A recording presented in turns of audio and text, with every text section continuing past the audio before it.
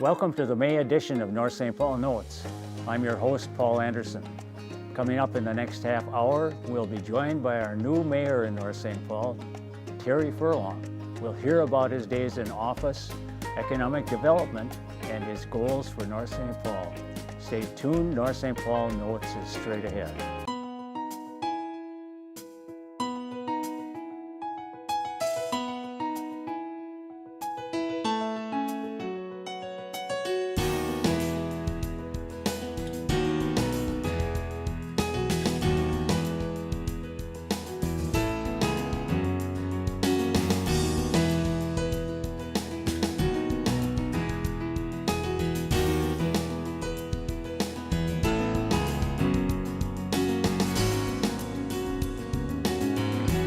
Hello and welcome to the May edition of North St. Paul Notes.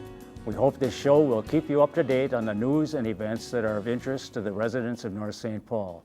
I'm now joined by our new mayor, Terry Furlong. We'll hear about his days in office, economic development, and his goals for North St. Paul. Welcome, Terry. Thank you, Paul. It's always a pleasure to be here with you. Okay, you've had a lot of experience at this, I know.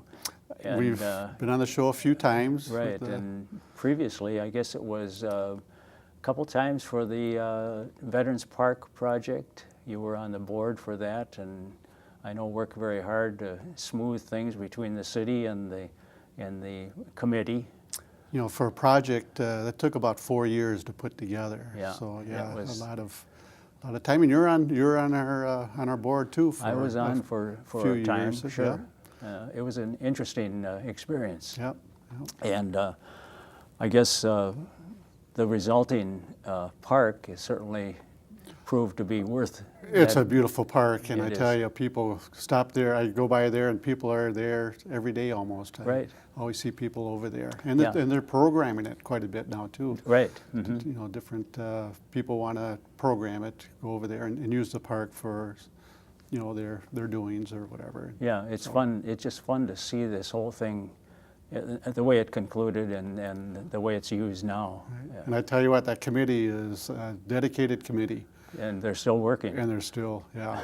Yeah. In fact, this weekend we're going to be cleaning it. We got the all parks cleanup this weekend. Oh, sure. So we'll be over there. Actually, on Friday, we'll be there a day before, just trying to make sure that the wall gets cleaned and the giant star there. And Right. And then on Saturday, we'll have the all parks clean up. We'll have more people over there, and we'll clean up the park more. Yeah, So, yeah. Well, it's in a spot that does collect some litter, I know, because of the closeness to the street and Sure. the fact that really not much can be done with it during the wintertime. It just collects dirt and Right. Yeah. and, We don't want to do anything during the winter because we don't want to disturb Yeah. the bricks. I'm sure some people come expecting they're going to see things during the winter, but Right. this winter especially it was covered pretty well Right. through the whole. And there's usually a half foot of ice on there too, with all Yeah. the rain and Yeah, everything that that's we right. have. So it's really been a great addition. But I wanted to talk a little bit about your background in North St. Paul. It's not that you lived in North St. Paul all that time, but you did have some history here, and that the fact that your grandparents had a dairy farm up on the site on 120 where your business is now. Right. And in fact, I know that some of those buildings up there behind your business are some of the original farm buildings. Right. So right behind the store, right on 36 there in Century or half block south, that's where my father grew up.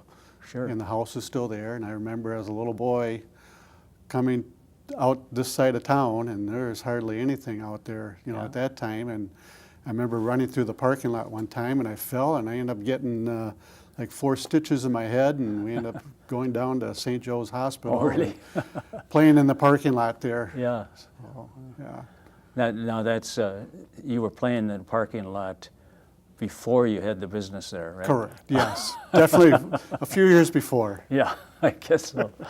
Well, anyway, do you know how many acres he had? So he had 80 acres. Oh, 80. Yeah, he had okay. 80 acres all the way to Castle School. Sure. The The old Castle School. The old Castle School. Yeah, the one-room schoolhouse where my siblings went to school. Oh, they Yeah, went there? Yeah, Oh, sure. okay. Yeah, so And he had the 80 acres and was a dairy farmer.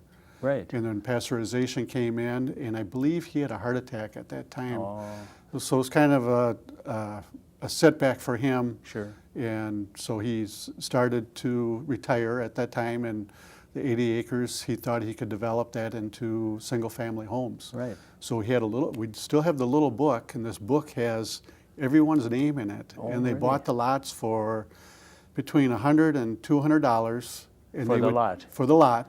Yeah. And they would pay him so much, a month.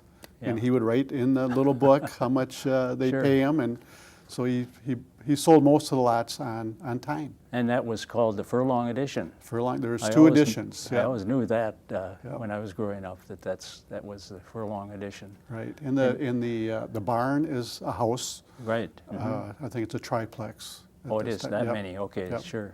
Yeah, that was a nice barn. Yep. And then he donated, there's Furlong Park. So when he developed, he donated land for a small park. Okay. That's back there. That's just called Yeah. Furlong Park. Sure. You know how many cows he milked? More than 2. No, I have no idea. I have no idea. I wondered if you might have picked up that information at some point. No. Did no. your dad and his siblings work on the farm? Yep, I believe they all worked. I know his oldest brother was older, and he ended up going into the Air Force. What was his name? Gene. Gene. Okay. Gene yeah, was the I remember oldest, that. and then there was Lewis, and then my dad was Richard. He Okay. was the baby, Okay. the baby of the family. All right. So I think he helped out a little bit more because I think both of them the two other brothers went into the Army. Okay. So he was kind of left behind and helped my grandpa with the farm. Yeah.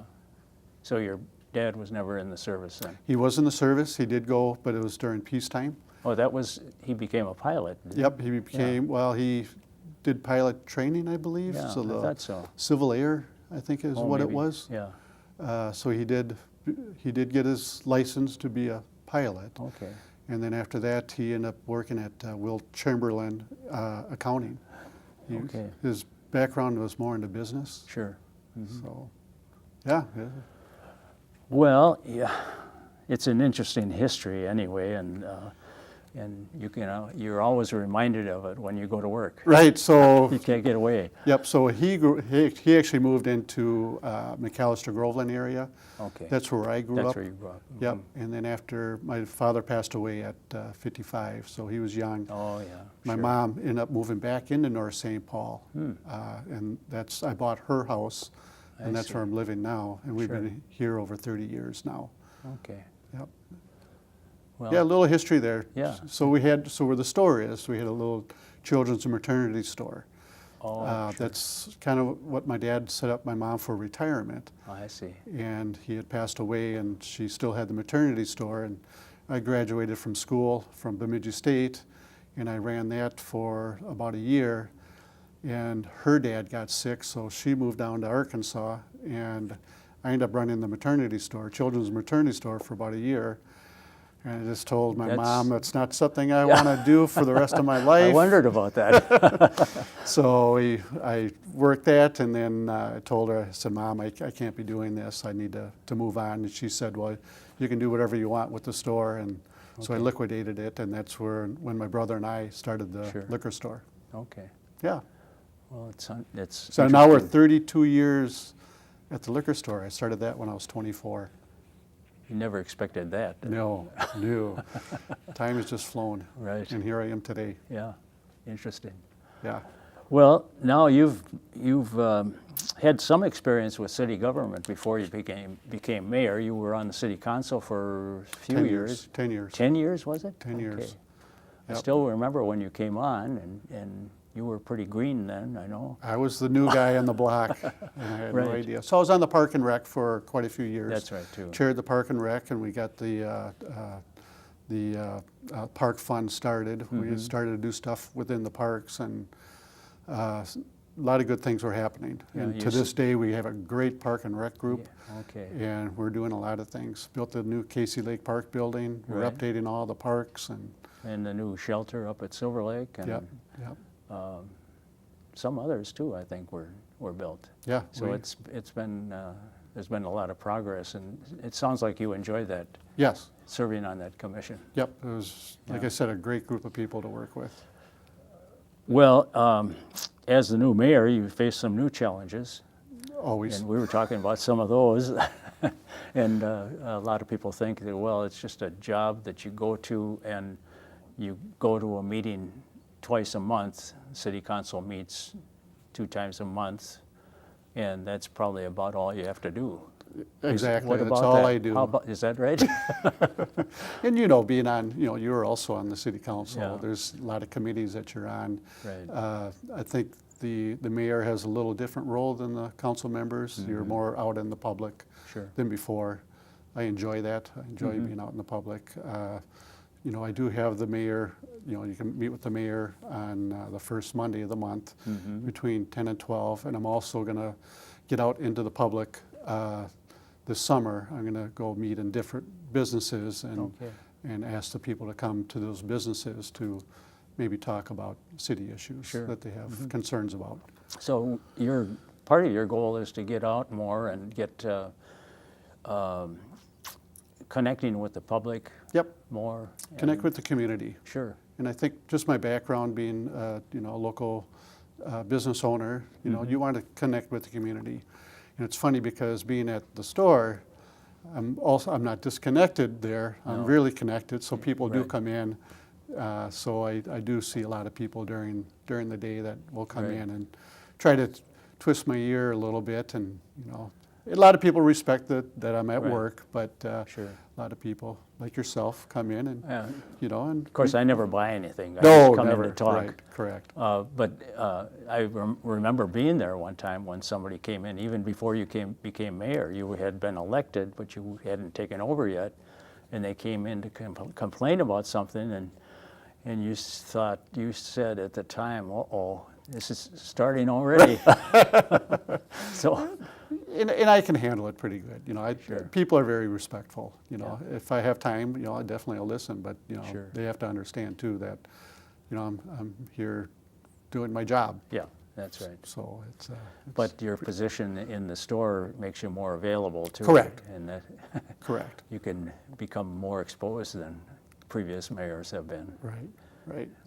Not many people, when Mayor Sandberg was in office, not many dropped into the mortuary to talk. Right.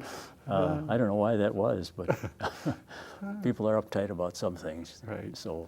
But it's good having all those meetings, you know, at City Hall, and then get out in the public, and I'm pretty visible. Why don't you repeat what that when you are available at City Hall? Yep. So the first Monday of the month, between 10 and 12, I'm at City Hall. Okay. And so far, I've had people coming in and have concerns, or just come in and talk. You know, you don't have to have, you know, anything on your agenda or anything. Just, you know, pick my brain, and I like to listen. I love to listen to people and see what they, you know, what their vision is, you know, sometimes for certain things. I guess you always learn something by talking to people like that. Correct. But this is an exciting time for the city, and I wanted to get into some of that too. Scott Dudek was on a couple months ago, and he talked about the fact that there were a number of things happening, and some of those things we may repeat, but I just wanted to make sure we talked about it again, because some things have changed since he was on. Right. In fact, his position has changed.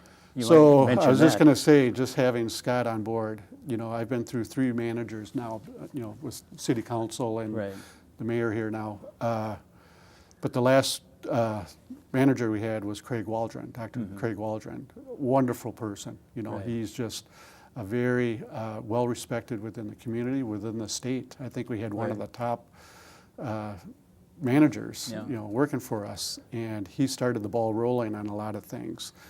And I think, by the way, you were partially responsible for him coming on for an interim. Correct. Yeah. Craig and I are good friends. We go back, you know, quite a few years. Sure. I don't. I think he did as a favor, you know, for us, knowing, you know, him coming from Oakdale. He knew who we were, and we're a small town, and you know, he kind of wanted to get his. He didn't want to totally get out of the business, but helping us out. But his connections with developers and everything kind of started the ball rolling. Right. But the concern was he was leaving, So we had to go through the research again to find a new city manager. Right. But he sat us down and with the council and Craig said, did. Craig did, and said, you know what, you have the best person here right now, and that's Scott Dudek. You know, it's somebody who's gone up through the ranks. He doesn't have the education, but at least he's got, you know, the common sense. Sure. Went through public works, you know, the fire chief, you know, so he knows the city and he loves the city. Right. You know, he's not an 8 to 5 kind of guy. He's more of a 24-hour kind of guy, Sure. and he really cares about the city and lives in the city. Right. So, Yeah, that's kind of refreshing. yeah, so we have, you know, so Scott, so with all these new developments coming up, yeah, we have a lot in the hopper right now. Sure. Yeah. Which is exciting for the city. Sure it is. So, Let's talk about a few of those projects now. For example, the Anchor Block site, the former home of Anchor Block factory, actually, and that's a pretty big piece of real estate. big piece of property, over 20 acres, I believe. And if you haven't driven by there lately, go by there because it's opened up now and it gives you a different perspective now of the amount of land that's available Right. there. And Now they- this is developing up on the hill first? Is Yep, that so it'll be the south end. South end. South end, so the Gateway Trail is kind of the cutoff there. Right. So everything to the south of that, they're gonna be building twin homes. So, twin homes, 90, about 100 of them, Okay. between 90 and 100. They're building the 2 models right now, and then people can look at those models. They're priced a little over $200,000. And then as you look through the models, you know, you can pick out different things and the price could increase a little bit. Sure. But beautiful area, if you ever notice up on the hill there, it You kind of know, overlooks 36. And That's an area that most people didn't see. right. Because you're driving by and it's up on the hill and you don't see it unless you're way back from it, and you don't think about it much when you see it. I remember Anchor Block used to have blocks stored up there, piles of blocks. Right. Pallets full of blocks. Right, you drive, or the Gateway Trail, which is going to be a wonderful place for people to hop on a walking path or a bike trail. Right. And they can get to downtown St. Paul, they can get to Stillwater, they can get to North St. Paul. North St. Paul. And that's kind of the goal, you know, our goal is to create traffic Yeah. for the downtown. So people, like you say, will be able to walk to Sure. downtown. Now, the north part of the property has not been designated for anything yet, but there's some plans or some ideas for that. Correct, correct. And Can you that's, talk about that? Or well, no? they're talking more housing, Okay. apartment, some retail, possibly a gas station, another gas station on that end. That would be more of a convenience store type Okay. thing. And then possibly a buffer between the shift skis and maybe the apartments. That Right. would be another development. That could be a possible, another commercial property. That would be a buffer. Is there anything pending on that, or is it pretty No, open yet? everything's in the talk right now. Okay. You know, you hate to throw things out there when they're not Sure. concrete yet. That's right. You don't want to make any promises Right, that you can't right. keep. One thing I don't want to do is make promises. I guess. Well, another location is the former City Hall site in the downtown district. The plans for that are ongoing. Yeah, Is that plans correct? for that are ongoing. I did bring a little schematic here. I don't know if I can quick show you here. It's, you know, this is another downtown building. I don't know if they can pick I that don't know up if you on can the pick screen, that up or or not, they but- could show that later too if they Yeah. won't get a Yep. shot So of this it. would be, you know, it's going to be market rate apartments and a mix of business on the first floor. Okay. You know, hopefully we have nothing yet, but hopefully a restaurant, you know, would be the anchor for that property. Right. And there'd be an outside patio right on the corner of Margaret and 7th there. Just a beautiful gateway to the downtown. Sure. So, how many apartments are they talking about? Close to 100. Okay. Yep, close to 100. Okay. Well, that'll be a nice addition to 87 units. 87. Okay. Yep. And there'll be underground parking? Underground parking. So that's that's a challenge for us. Sure. Is the parking for downtown. So all these developments that we're hoping to provide for parking Sure. for the tenants. So underground parking would be for the tenants. Yeah. And then we also bought some other property behind there that could also be used for parking. And then we have across the street, we have also more city parking. Okay, that's right, yeah. And another project is the Margaret Street project across from City Hall, where the 2 dental offices are So located right now. Yep, city bought those properties, so we hold control over that site there. Another development is also looking at market rate apartments, more affordable apartments than the other ones. Those are more of higher end market rate apartments, but this would be a little bit cheaper, I think. And it would be, right across from City Hall. Probably another, they keep tweaking the footprint. It's getting reduced a little bit, so I don't want to say the number, but I would say between 60 and 80 units. Okay. Not sure. That'll really, those projects are really going to increase the population downtown. So what you're doing, you're increasing the population, and what you're doing, you're creating the need for services. A restaurant, coffee shop. Those are the things that people are going to be looking for. Sure. And right now, investors don't want to come down there because we don't have the traffic count. So I think it's really going to be helpful to provide some sort of services down there for a restaurant or a coffee At some shop. point, I'm sure a lot of people would like to see a convenience store too. Right. And that's been a problem because A grocery store, we'd all love to see another grocery store. And so a lot of people ask, well, why can't we have it like we used to have it? And you see it because, Sure. being the historian, all the things that used to be down there. Yeah. And all the things that have been added around us Right. that The Maplewood took Mall away and business. Yeah. Amazon.com, That's right. it's harder and harder for small businesses. Sure it is. Yeah, that's right. Another site is the former bus garage site up near Highway 120. Yep, Sweet Living, they call Sweet it. Living, that's what that's called. Yep. Okay, and that's the only project destined for that. Yep, it pretty much takes Right up now. the whole footprint Okay. of that Of, site. of what the city owns, you mean? Correct. Okay. Of the old bus garage site. Yeah, is that's some, right. There could be some development across the street there that could be available that's private owned. Right. And then you got the Burwald on the other side. So. That's right. Yeah. But there'll be a senior center, I believe some memory care, Right. and but it's single it's not single family, single level, Right. so it's not going to be a high rise. More of a smaller condensed area. I think there's like 24 units is what it's slated for. So a little different than these other models that they use. The high rise and Like and Polar Ridge. more density. Yeah. So a little bit smaller. Sure.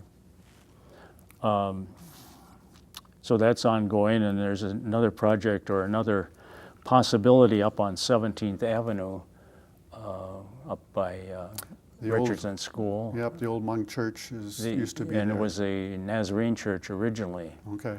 and that was then became a Hmong church, and some other group was in there at one time too, but that's all empty now. Yep, and so the city owns that property. They do, Yep. okay. So that's been used, or that's been, it was used as a base for some of the road construction. Road that was construction, going yeah, the on. piles of dirt Yeah, on there. and that was pretty well restored now, so it's back empty. Right. And we have developers that are very interested in that property. Okay. And they're looking at single-level twin homes. That's kind of the model, what they're using right now. But we need the need is for single level. Sure. And that project, the original proposal for that project, for that site, was approved, but then they ran out of financing, I Right. guess. It was during the recession that Yeah. I believe that they lost the funding for that. Bad timing. So. Yep, and that was a two-story building at the time. So Yeah, that went away. Yeah. Well, another area, and we talked a little bit about, was downtown, and I think with some of the developments that's happening, that's going to change the downtown quite a bit and the possibilities for the downtown. So Right. It's going to change the dynamics of it. yeah, and then this year we're going to continue with the car show, correct? Car show is, yep, starts the first Friday in June, and it goes all the way through September, I believe. I Yep, don't it have goes those. into the middle, at least the middle of September. Yeah. That's one thing I'm not good at, is dates. I got so many dates in my head. And, but yes, the car show, we love the car show, and they have a great relationship now with the city. The History Cruisers and Right. city really have a good relationship now. That's great. Yeah. Yeah. Well, it just helps to keep things going the way it should be, and draws an awful lot of people to North St. Paul. Right, and it's exciting because you get people Right. from all over the city, all over the state that come down. Yeah. If you go down there on a Friday and talk to people, they're coming from all over Right. to come see it. A couple thousand people, you know. Right. And I think the first car show always draws about 5, 6, maybe more than that. Mm-hmm. You know, so it's Yeah. real exciting down there. It really is. Another problem that's come up now, of course, is We have no problems. well, I can see We have solutions. I'm going to have to work with you. So Yeah. I guess I should start looking at it that way. But the emerald ash borer is a new problem, That's a problem. and it's here. It's here. You've been notified of that, I think. Yes, we had someone from the University of Minnesota come out and Right. talk to us about the emerald Right. ash borer. It's not a good thing. No. It's no. the same thing that happened with Dutch elm disease, Sure. you know, back in the 70s Stripped and 80s. the town.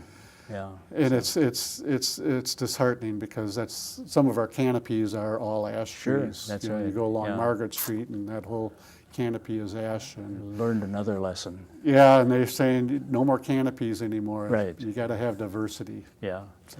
Well, we only have about a little over a minute left, but I wanted to bring up a topic that I was just recently reminded of, and that was the adventure you had riding the rails. And a lot of people don't know about that. So why don't you just quickly describe what happened? Everybody's got a Huckleberry Finn story, and mine was two other guys and myself. We worked at a camp up north, and we decided to hop a train to Glacier National Park, and we started at Staples, Minnesota. We hopped on the train there On a freight train. On a freight train, I became I'm considered now a hobo or Yeah. whatever you call them, and we rode the train out to Whitefish, Montana, hopped off the train and hiked a week in the mountains and went back to Whitefish and hopped on the train back to St. Paul. And I tell you, Paul, there's a lot more to that story in between those two, and I'd love to We don't have sometime talk about that because it was. We could have a whole program about that. You probably could. Did you take a lot of pictures too? You know, back then it was a camera. It I wasn't know. a digital. No. So you had to pay to process back Yeah. then, and Yeah. yeah, I do have a few pictures. Yeah, well, that's interesting. Just a little sidelight about our mayor and Yeah. with the kind of upbringing he had. So, we're out of time, but I really appreciate your coming on board and Paul, it's always a telling us. pleasure to talk with Yeah. you, and Well. the city. I love what I'm doing right Sure. now, and That's great. we have great staff, great city council. So Right. I'm looking forward to the next 4 years. Good. We're out of time on this program, and so join us again next month when we'll bring you more news about North St. Paul. I'm Paul Anderson, speaking for everyone at the City of North St. Paul. Thank you for watching.